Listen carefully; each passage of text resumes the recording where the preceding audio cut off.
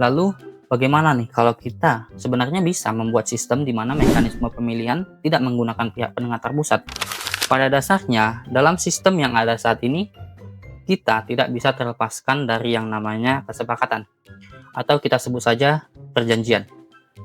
Dalam hal membeli, menjual, atau kegiatan transaksi lainnya, kita selalu membutuhkan yang namanya perantara terpusat yang sifatnya tidak terbuka.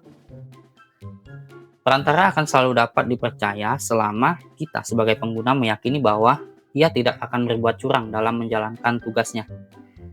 Tapi pada kenyataannya, itu semua tidak benar. Perantara yang terpusat bisa saja melakukan pelanggaran yang menguntungkan satu pihak dan merugikan pihak lainnya.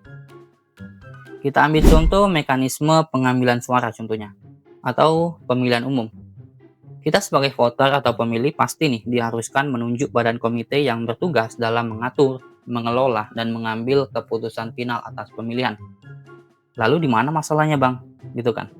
Oke, sekilas di sini nggak ada masalah. Namun perlu kita ingat bahwa keputusan akhir itu ada di tangan komite tersebut, di mana pada hal ini kita sebagai pemilik suara tidak bisa mengganggu gugat atas keputusan final yang ada. Sebagai contoh ada sebuah pemilihan 3 partai. Partai Semangka, Apel, dan Anggur. Di akhir pemilihan, komite menentukan bahwa Partai Semangka memenangkan pemilihan. Dan seketika, Partai Apel dan Anggur berargumen bahwa proses pemilihan telah dicurangi. Masalah yang muncul di sini adalah baik Partai Apel dan Anggur tidak bisa membuktikan bahwa mereka telah dicurangi.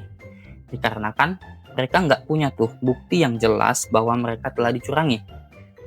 Hal mendasar yang dihadapi oleh warga ketika mereka meyakini bahwa terjadi kecurangan adalah mereka tidak bisa mengaudit proses jalannya pemilihan secara independen dan transparan.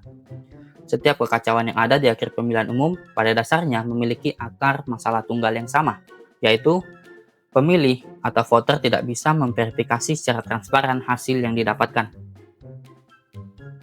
Lalu, bagaimana nih kalau kita sebenarnya bisa membuat sistem di mana mekanisme pemilihan tidak menggunakan pihak penengah terpusat yang bisa saja tidak netral dan mencurangi pemilihan? Sistem di mana kita semua bisa memverifikasi jalannya pemilihan. Sistem yang dapat disaksikan oleh semua orang dan sifatnya netral. Sistem yang sepenuhnya dibuat dan diverifikasi oleh matematika dan kode yang akan berjalan dan mengeksekusi secara otomatis jika kondisi terpenuhi. Itulah blockchain.